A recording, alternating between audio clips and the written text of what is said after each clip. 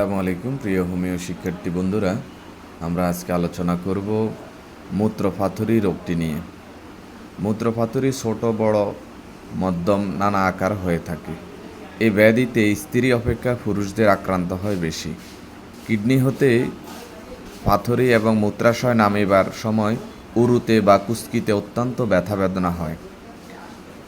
পাথড়ীর জন্য লিঙ্গমুণ্ডে ব্যথা বেদনা, ঘন ঘন প্রস্রাবের ব্যাগ, ফোঁটা ফোঁটা প্রস্রাব, নানা রকমের যন্ত্রণা হতে থাকে।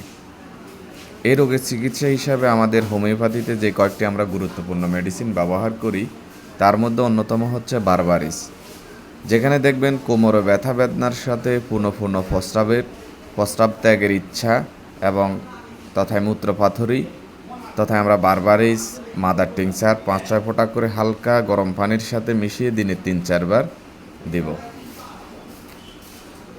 ক্যান্থারিস, ঘন ঘন প্রস্রাবের বেগ, ফোঁটা ফোঁটা প্রস্রাব, কোদ দিলে প্রস্রাব হয় এবং প্রস্রাবে জ্বালা যন্ত্রণা থাকে, তথায় আমরা ক্যান্থারিস 6 কিংবা 30 দিনে 2 থেকে 3 বার সেবন করতে দেব।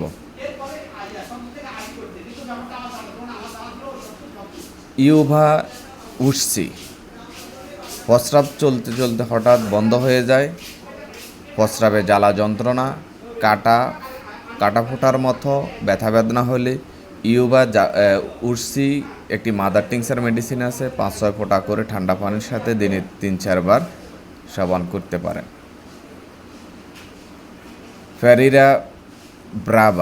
ফেরিরা ব্রাভার মেডিসিনের লক্ষণ হচ্ছে প্রস্রাব ত্যাগে ভীষণ ব্যথা বেদনা, যন্ত্রণা, প্রস্রাবে ভীষণ বেগ, কোদ দিলেই প্রস্রাব হয়, ভীষণ কষ্ট হয়, তথায় আমরা ফেরিরা ব্রাভা মাদার টিংচার মেডিসিনটি 5-6 ফোঁটা করে দিনে 3 থেকে 4 বার দেওয়া যেতে পারে।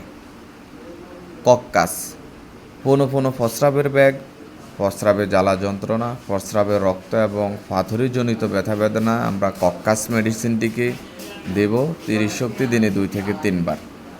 পরবর্তীতে প্রয়োজন ভেদে 200 শক্তি দিনে 1 বার করেই দেওয়া যেতে পারে।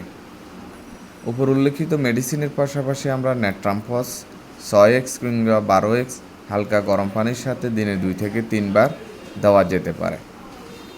তো হোমিওপ্যাথিতে আসলে মেডিসিনগুলোর পাশাপাশি আমরা রোগীকে লক্ষণের অনুযায়ী যে কোনো মেডিসিন দেব। এই মেডিসিন ছাড়াও আরও অন্যান্য মেডিসিনের লক্ষণ থাকলে রোগীকে অন্য মেডিসিনের লক্ষণে মেডিসিন নির্বাচন করাই উত্তম। পথ্যপাত্য হিসাবে আমরা ব্যথা বেদনার জন্য গরম পানির সেক দিতে পারি, বেশি করে পানি পান করা বা ডাবের পানি পান করা, দুগ্ধ জাতীয় খাবার পান করা, মাছ, মাংস, ডিম, মদ, সুপারি ইত্যাদি নিষিদ্ধ, হালকা ব্যায়াম করা উচিত।